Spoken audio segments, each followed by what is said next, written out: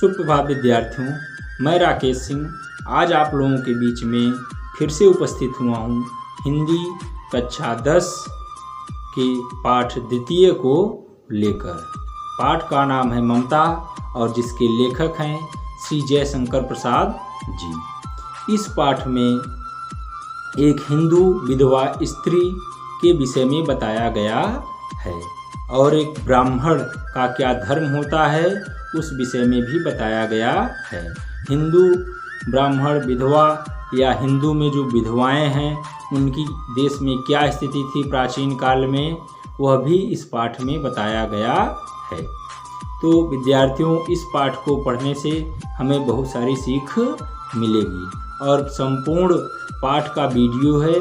अगर आप इसको एक बार दो बार देखेंगे तो उतने में आपको यह समझ में आ जाएगा और परीक्षा की दृष्टि से यह पाठ भी बहुत महत्वपूर्ण है। इस पाठ से आपको जरूर एक गद्य खंड से आपको एक प्रश्न मिल जाएगा। तो इस पाठ को अच्छे से समझिए और इस पाठ के अंशों का व्याख्या करना सीखिए और मेरे इस चैनल को लाइक करिए, सब्सक्राइब करिए, शेयर करिए, दूसरे लोगों तक पहुंचाइए और जो न समझ में आए उसे कमेंट बॉक्स में कमेंट करके मुझे बताएं। धन्यवाद।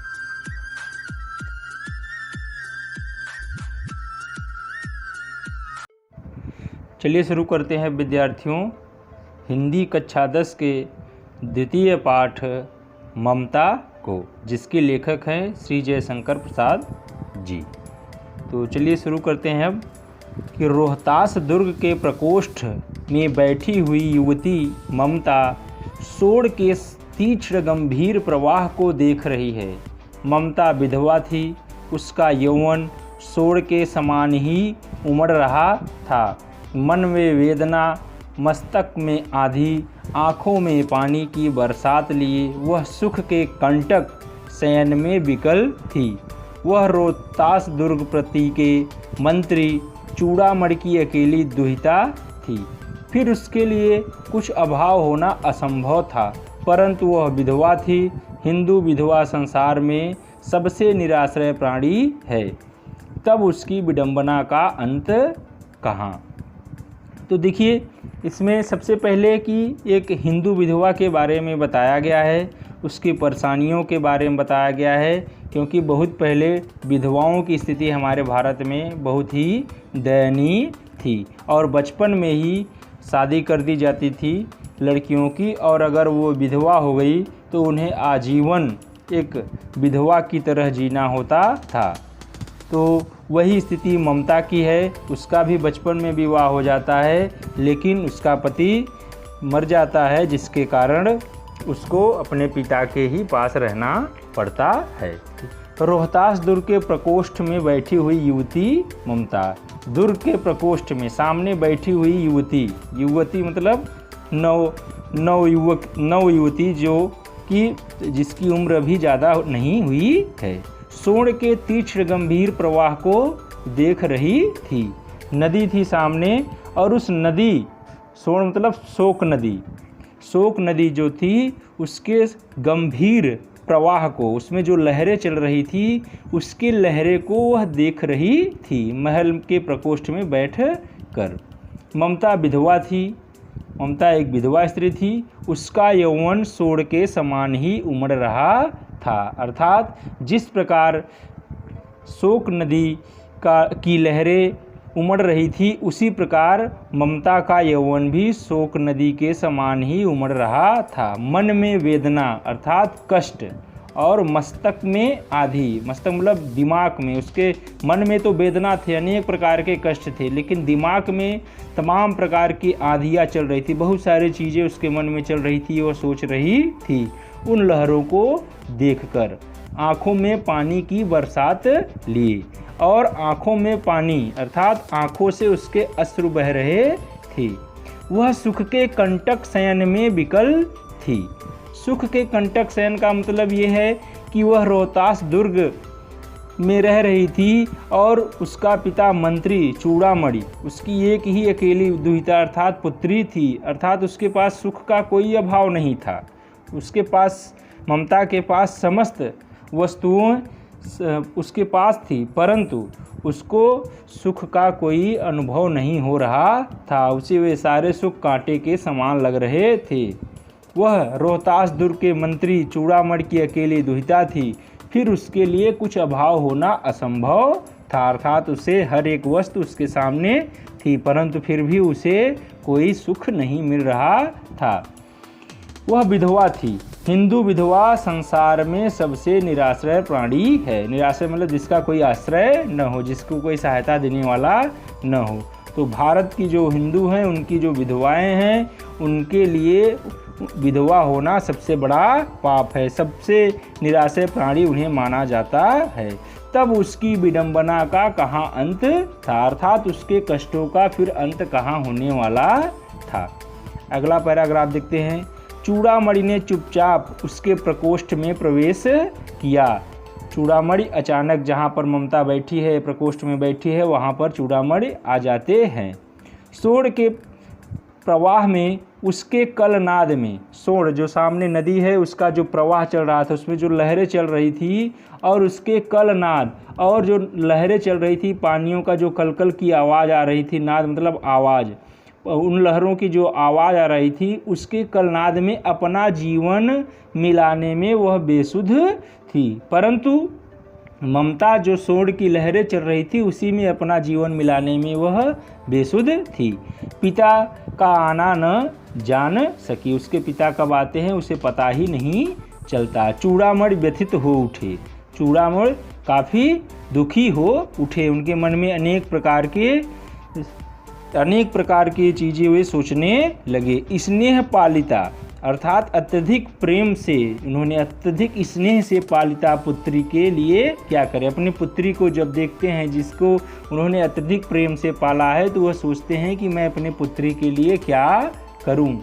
यह स्थिर न कर सकते थे, लौटकर बाहर चले गए। ऐसा प्रायः होता, ऐसा बराबर होता रहता था कि वो अपने पुत्री को देखते थे, फिर चले जाते थे और सोचते थे कि मैं क्या उसके लिए कर सकता हूँ।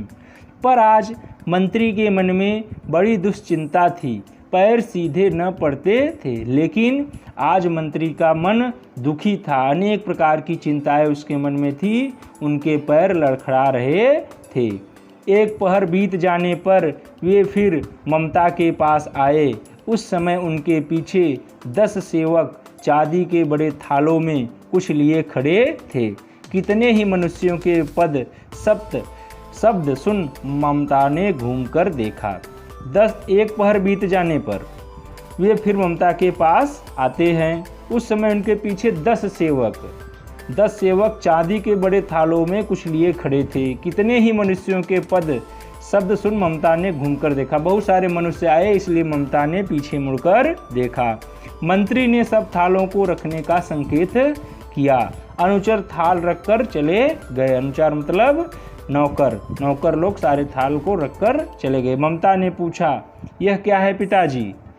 तेरे लिए बेटी उपहार। उपहार मतलब जब किसी को कोई वस्तु दी जाती है तो उसे उपहार कहा जाता है। तो ममता ने पूछा, पिताजी यह क्या लाए हैं? तो उन्होंने कहा कि बेटी यह तुम्हारे लिए उपहार है। कहकर चूड़ामणि ने उसका आवरण उलट दिया। आवरण मतलब पर्दा। तो पर्दे से वो सारे थाल ढके थे। इतना कहकर उन्होंने पर्दे को, आवरण को उलट दिया। स्वर्ण का पीलापन, सोना जो होता है वो उसके अंदर पीलापन होता है और चमकता है। स्वर्ण का पीलापन उस सुनहली संध्या में विकीर्ण होने लगा। और जो संध्या थी वह सुनहली थी और विकीर्ण मतलब चारों तरफ फैलने लगा। जो सोने का पीलापन था वह चारों तरफ फैलने लगा। ममता चौंक उठी। इतना स्वर्ण, यह कहाँ से आया? ममता कहती है कि इतना स्वर्ण यह कहाँ से लाए हैं पिताजी? चुप रहो ममता। पिताजी उससे कहते हैं, चुप रहो ममता, यह तुम्हारे लिए है। तो क्या आपने म्लेच्छ का उत्कोच स्वीकार कर लिया? तो ममता कहती है कि क्या आपने म्लेच्छ जो कि चढ़ाई करने वाला था रोहतास दुर्ग पर, उसके उत्कोच को अर्थात उसके बातों को आपने मान लिया? पिताजी यह अनर्थ है। अर्थ नहीं, लौटा दीजिए। पिताजी हम लोग ब्राह्मण हैं, इतना सोना लेकर क्या करेंगे? ममता कहती है कि हम लोग ब्राह्मण हैं, हम लोगों के लिए इतना सोना किस काम का है, आप इसे लौटा दीजिए। इस पतोन्मुख प्राचीन सामंत वंश का अंत समीप है। तब चूड़ामणि कहते हैं कि इस पतोन्मुख अर्थात जिसका पतन होने वाला है, जो पतन की तरफ उन्मुख है, जो पतन की तरफ चल रहा है, प्राचीन मतलब पुराना, सामंत वंश का अंत समीप है, अर्थात इस पतोन्मुख प्राचीन सामंत वंश का अंत समीप है। बेटी किसी भी दिन शेरशाह रोहिताश्व पर अधिकार कर सकता है। उस दिन मंत्रित्व न रहेगा, तब के लिए बेटी।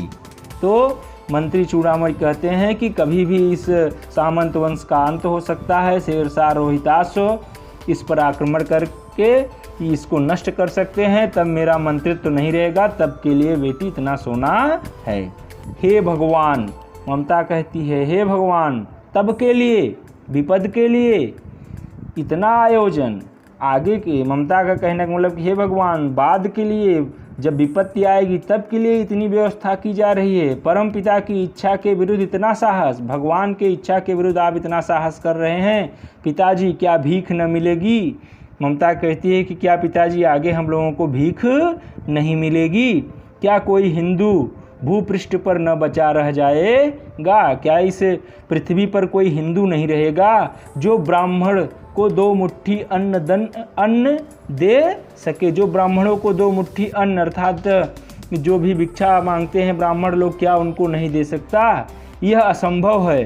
फेर दीजिए पिताजी, मैं कांप रही हूँ। इसकी चमक आँखों को अंधा बना रही है। कहती है ममता, हे पिताजी, आप इस सोने को लौटा दीजिए, इसकी चमक मुझे अंधा बना रही है। मूर्ख है, चूड़ामणि कहते हैं, मूर्ख है कहकर चूड़ामणि चले जाते हैं। दूसरे दिन जब डोलियों का तांता भीतर आ रहा था, ब्राह्मण मंत्री चूड़ामणि का हृदय धक धक करने लगा। दूसरे दिन देखते हैं कि अनेक प्रकार की डोलियां आ रही हैं, तो ब्राह्मण मंत्री चूड़ामणि का हृदय, उनका मन धक धक करने लगा, वो घबराने लगे। वह अपने को रोक न सका। उसने जाकर रोहतास दुर्ग के तोरण पर डोलियों का आवरण खुलवाना चाहा। तोरण सामने रोहतास दुर्ग का जो मेन दरवाज़ा था, वहाँ पर सामने जाकर जो डोलियाँ आ रही थी उसका आवरण जो पर्दे से ढका था उसको खुलवाना चाहा। पठानों ने कहा, यह महिलाओं का अपमान करना है। पठान जो उसके साथ आ रहे थे उन्होंने कहा, यह महिलाओं का अपमान है। बात बढ़ गई, तलवारें खिंची, ब्राह्मण वहीं मारा गया और राजा रानी और कोष सब छली शेरशाह के हाथ पड़े।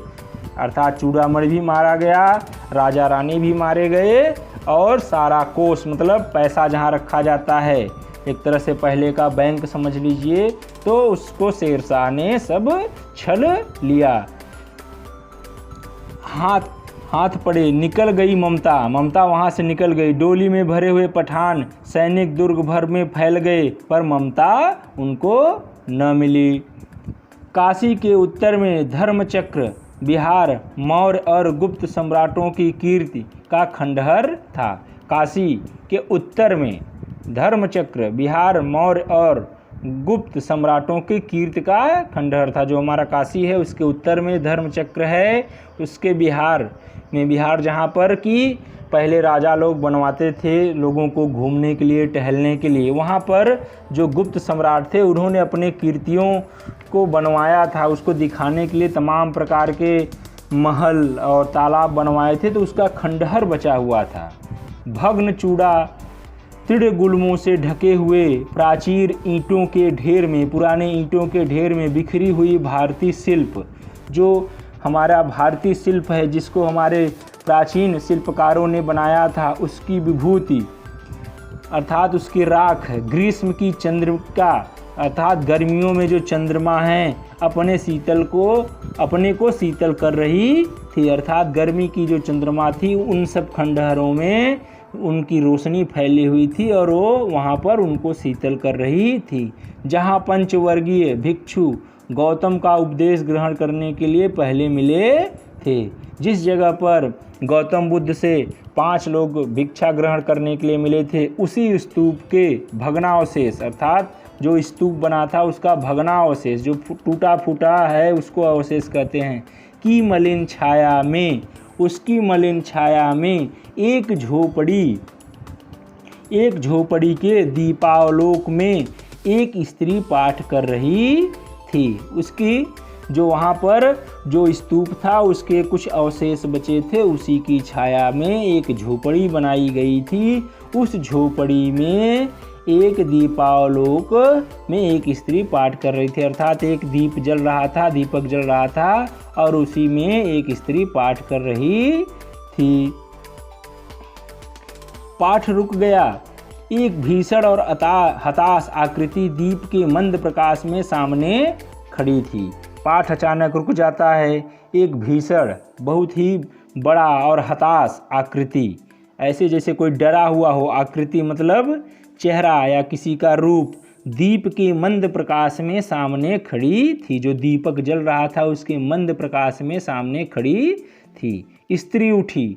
स्त्री अचानक उठ जाती है। उसने कपाट बंद करना चाहा, परंतु उस व्यक्ति ने कहा, माता मुझे आश्रय चाहिए। कपाट अर्थात उसने अपना दरवाज़ा, झोपड़ी का दरवाज़ा बंद करना चाहा, लेकिन व्यक्ति ने कहा, हे माता मुझे आश्रय चाहिए, मुझे कोई रहने का ठिकाना चाहिए। तुम कौन हो? स्त्री ने पूछा। मैं मुगल हूँ, चौसा युद्ध में शेरशाह से विपन्न होकर रक्षा चाहता हूँ। तो वह पुरुष कहता है कि मैं मुगल हूँ, चौसा का जो युद्ध हो रहा है उसमें मैं शेरशाह से विपन्न होकर अर्थात उससे हार कर मैं अपनी रक्षा चाहता हूँ। इस रात अब आगे चलने में असमर्थ हूँ। आज की रात में मैं आगे नहीं चल सकता, उसके लिए मैं असमर्थ हूँ। क्या शेरशाह से? स्त्री ने कहा कि क्या शेरशाह से? स्त्री ने अपने ओठ काट लिए। अपने मन ही मन में उसने कहा कि शेरशाह से हार गए। हाँ माता। पुरुष ने कहा, हाँ माता, परंतु तुम भी वैसे ही क्रूर हो। स्त्री ने कहा, लेकिन तुम भी उसी की तरह क्रूर हो। वह भीषण रक्त की प्यास, वही भीषण रक्त की प्यास, वही निष्ठुर प्रतिबिंब तुम्हारे मुख पर भी है। स्त्री कहती है कि वही भीषण रक्त की प्यास, तुम्हारे मुख पर भी वही रक्त की प्यास, अर्थात लोगों को मारने की प्यास, और निष्ठुर, जिसके मन में कोई दया न हो, जो शेरशाह के चेहरे पर है वही तुम्हारे चेहरे पर भी दिखाई दे रही है। सैनिक, मेरी कुटी में स्थान नहीं, जाओ कहीं दूसरा आश्रय खोज लो। स्त्री कहती है कि हे सैनिक, तुम कहीं और जगह चले जाओ, मेरे कुटी में स्थान नहीं है, कोई दूसरा आश्रय खोज लो। गला सूख रहा है, साथी छूट गए हैं, अश्व गिर पड़ा है। सैनिक कहता है, गला सूख रहा है, साथी मेरे जो थे वे छूट गए हैं, मेरा अश्व अर्थात घोड़ा भी गिर पड़ा है, इतना थका हुआ हूँ, इतना, कहता है कि मैं अत्यधिक थका हुआ हूँ। कहते कहते वह व्यक्ति धम से बैठ गया। इतना कहते कहते वह व्यक्ति बैठ गया और उसके सामने ब्रह्मांड घूमने लगा, अर्थात उसके सामने चारों उसको चक्कर आने लगे, उसे कुछ समझ में ही नहीं आ रहा था। स्त्री ने सोचा, यह विपत्ति कहाँ से आई? स्त्री मन ही मन सोच रही है कि यह विपत्ति कहाँ से आ गई। उसने जल दिया, मुगल के प्राणों की रक्षा हुई। स्त्री ने मुगल को जल दिया और उसके प्राणों की रक्षा हुई। वह सोचने लगी, सब विधर्मी दया के पात्र नहीं हैं। स्त्री अपने मन ही मन सोचती है कि जितने भी धर्मी हैं, अर्थात जो धर्म के विरुद्ध चलते हैं, वह दया के पात्र नहीं हैं। मेरे पिता का वध करने वाले आतताई, अपने मन ही मन सोचती है कि मेरे पिता का जो वध करने वाला है वह आतताई है, वह बहुत ही दुष्ट है। घृणा से उसका मन विरक्त हो गया और उसके मन में घृणा ही घृणा भर जाती है और उसका मन विरक्त हो जाता है, दुखी हो जाता है। स्वस्थ होकर मुगल ने कहा, माता तो फिर मैं चला जाऊं? मुगल जब स्वस्थ हो जाता है तो कहता है, माता तो फिर मैं चला जाऊं? स्त्री विचार कर रही थी। स्त्री मन ही मन विचार कर रही थी, मैं ब्राह्मणी हूँ, मुझे तो अपने धर्म अतिथि देव की उपासना का पालन करना चाहिए। स्त्री सोचती है कि मैं तो एक ब्राह्मणी हूँ और ब्राह्मण का धर्म होता है अतिथि देवो भव, अर्थात अतिथि की सेवा करना, उसका पालन करना, उसकी रक्षा करना ब्राह्मणों का धर्म होता है। वह यही सोच रही थी, परंतु यहाँ नहीं, सब विधर्मी दया के पात्र नहीं है। फिर सोचती है कि नहीं, सभी विधर्मी दया के पात्र नहीं हैं। परंतु यह दया तो नहीं, कर्तव्य करना है। फिर सोचती है यह दया नहीं है, यह तो कर्तव्य है, कर्तव्य करना है। तब फिर सोचती है तब मैं क्या करूं। मुगल अपनी तलवार टेक कर उठ खड़ा हुआ। ममता ने कहा, क्या आश्चर्य है कि तुम भी छल करो, ठहरो। मुगल अपनी तलवार के सहारे उठ खड़ा होता है और फिर ममता कहती है कि क्या आश्चर्य, इसमें कौन सा आश्चर्य होगा, इसमें कौन सी बड़ी बात होगी कि तुम भी छल करो। फिर कहती है ठहरो, छल नहीं, तब नहीं, स्त्री, जाता हूँ। लेकिन मुगल कहता है नहीं नहीं, तब मैं जाता हूँ। तैमूर का वंशधर स्त्री से छल करेगा? कहता है मुगल कि मैं एक तैमूर का वंशधर हूँ और तैमूर का वंशधर कभी स्त्री से छल नहीं करता। जाता हूँ, भाग्य का खेल है। फिर कहता है कि मैं यहाँ से जा रहा हूँ क्योंकि यह भाग्य का खेल है। ममता ने मन में कहा, यहाँ कौन दुर्ग है, यही झोपड़ी न, जो चाहे ले लो। फिर ममता ने अपने मन में ही कहा कि यहाँ कौन सा दुर्ग है, अर्थात कौन सा महल है, यही झोपड़ी है न, जो चाहे ले लो। मुझे अपना कर्तव्य करना पड़ेगा। मेरा जो कर्तव्य है, मैं एक ब्राह्मणी हूँ और ब्राह्मण का कर्तव्य है दूसरों का सेवा करना, तो मैं अपने ब्राह्मण के कर्तव्य का पालन करूँगी। वह बाहर चली आई और मुगल से बोली जाओ भीतर। वह झोपड़ी से बाहर निकल जाती है और कहती है कि तुम अब अंदर चले जाओ। थके हुए भयभीत पथिक मतलब जो रास्ते में चलने वाला होता है, कहती है कि तुम थके हुए हो, भयभीत हो, डरे हुए भी हो। हे पथिक, तुम चाहे कोई हो, मैं तुम्हें आश्रय देती हूँ, अर्थात तुम कोई भी हो, आज मैं रहने के लिए मैं तुम्हें अपनी कुटिया देती हूँ, तुम्हें आश्रय देती हूँ। मैं ब्राह्मण कुमारी हूँ, सब अपना धर्म छोड़ दें तो मैं भी क्यों छोड़ दूँ। कहती है ममता कि मैं ब्राह्मण कुमारी हूँ, सभी अपने धर्म को छोड़ देंगे तो क्या मैं भी अपने धर्म को छोड़ दूँगी। मुगल ने चंद्रमा के मंद प्रकाश में वह महिमामय मुखमंडल देखा। मुगल चंद्रमा के मंद प्रकाश में, चंद्रमा के थोड़े थोड़े प्रकाश में महिमामय मुखमंडल को देखा। ऐसे मुखमंडल को देखा जिसके अंदर महिमा ही महिमा भरी हो। उसने मन ही मन नमस्कार किया। मुगल ने अपने मन ही मन ममता को नमस्कार किया। ममता पास की टूटी हुई दीवार में चली गई। थके पथिक ने झोपड़ी में विश्राम किया। प्रभात में खंडहर की संधि से ममता ने देखा। प्रभात मतलब जब सुबह हो जाती है तो खंडहर की संधि मतलब होता है जोड़, जैसे संधि विच्छेद होता है तो संधि मतलब जोड़। तो जो खंडहर है, जो अनेक प्रकार के वहाँ पर दुर्ग प्राचीर बने हुए थे, गुफाएं बनी थी, उसके जो खंडहर थे और खंडहर के बीच में जो जोड़ था, संधि थोड़ा सा छेदा था, वहाँ से ममता देखती है सैकड़ों अश्वारोही सैकड़ों लोग जो घोड़े पर चल रहे हैं उस प्रांत में घूम रहे हैं। वह अपनी मूर्खता पर अपने को कोसने लगी। जब सैकड़ों अश्वारोहियों को देखती है तो वह अपने मूर्खता पर अपने को ही कोसने लगती है। अब उस झोपड़ी से निकलकर उस पथिक ने कहा, मिर्जा मैं यहाँ हूँ। फिर वह झोपड़ी से निकलता है पथिक और कहता है कि मिर्जा मैं यहाँ हूँ। सब शब्द सुनते ही प्रसन्नता की चित्कार ध्वनि से वह प्रांत गूंज उठा। जैसे ही यह शब्द निकलता है कि मिर्जा मैं यहाँ हूँ, तो प्रसन्नता, चारों तरफ प्रसन्नता फैल जाती है। चित्कार की ध्वनि से वह पूरा प्रांत गूंज उठता है। ममता अधिक भयभीत हुई। पथिक ने कहा, वह स्त्री कहाँ? पथिक जो रात में मुगल ठहरा था, उसने कहा, वह स्त्री कहाँ? उसे खोज निकालो, उस स्त्री को खोज निकालो। ममता छिपने के लिए अधिक सचेष्ट हुई।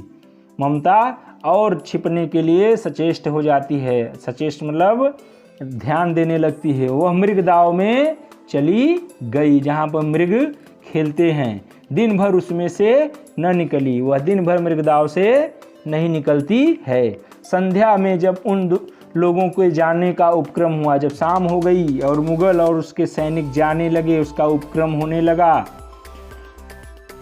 तो ममता ने सुना पथिक घोड़े पर सवार होते हुए कह रहा है, मिर्जा उस स्त्री को मैं कुछ दे न सका, उसका घर बनवा देना। क्योंकि मैंने विपत्ति में यहाँ विश्राम पाया था। यह स्थान भूलना मत। इसके बाद वे चले गए। चौसा के मुगल पठान युद्ध को बहुत दिन बीत गए। ममता अब 70 वर्ष की वृद्धा है। वह अपनी झोपड़ी में एक दिन पड़ी थी। शीतकाल का प्रभात था, अर्थात ठंडी का महीना था, और उसका प्रभात अर्थात सुबह था। उसका जीर्ण कंकाल, उसके शरीर में केवल कंकार, हड्डियां ही बची थी। खांसी गूंज रही थी चारों तरफ। ममता की सेवा के लिए गांव की 2-3 स्त्रियां उसे घेर कर बैठी थी, क्योंकि वह आजीवन सबके दुख की सहभागिनी थी। तो ममता की सेवा के लिए गांव की ही 2-3 स्त्रियां वहां पर उसे घेर कर बैठी थी, क्योंकि वह सबकी सेवा करने वाली थी। ममता ने जल पीना चाहा। एक स्त्री ने सीपी से जल पिलाया।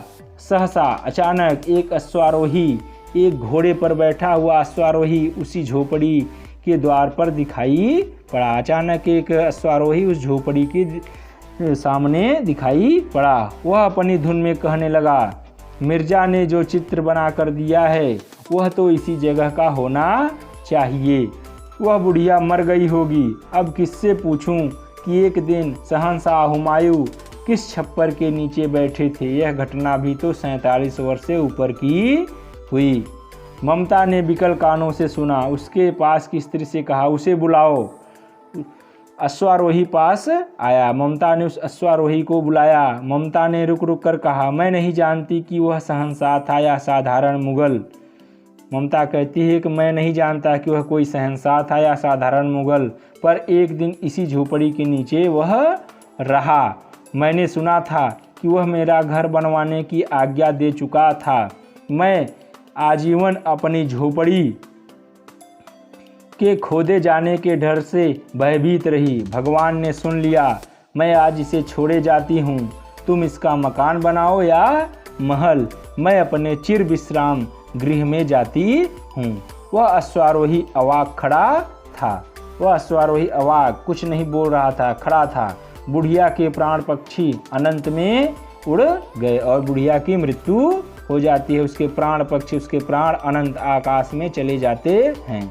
वहाँ एक अष्टकोण मंदिर बना जिसके 4 कोण है, और उस पर शिलालेख लगाया गया। उस मंदिर पर एक शिलालेख, पत्थर का लेख लगाया गया, अर्थात पत्थर पर लिख कर लगाया गया, सातों देश के नरेश हुमायूं ने एक दिन यहाँ विश्राम किया था। उसके पुत्र अकबर ने उसकी स्मृति में यह गगनचुंबी मंदिर बनवाया, पर उसमें ममता का कहीं नाम नहीं।